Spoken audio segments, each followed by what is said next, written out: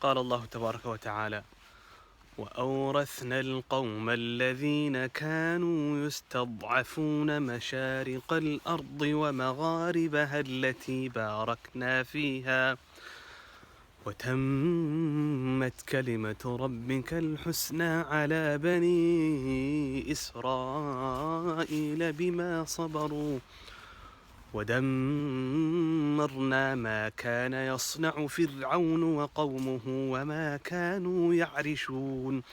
إله سبحانه وتعالى وحو قرقاري موسى عليه السلام. إلهي وحا سي عزة وكقاضي ذلقي يضعفقي لقوها يريبنو إسرائيل. إله سبحانه وتعالى وحا بربريي فرعون يظلمي أمد أي كهيين. أرنتاس مركي أي دعذي نبي الله موسى عليه السلام waxa uu soomay isagoo Ilaahay u shukrinay subhanahu wa ta'ala maalinta tobnaad ee bishan waa bishan Aashura. Nabiguna alayhi salatu wa salaam arintaas ayuu ku dayday oo isaguna waa uu soomay. Asxaabtuna waa ay soomeen, salafu saalixna waa ay soomi jireen.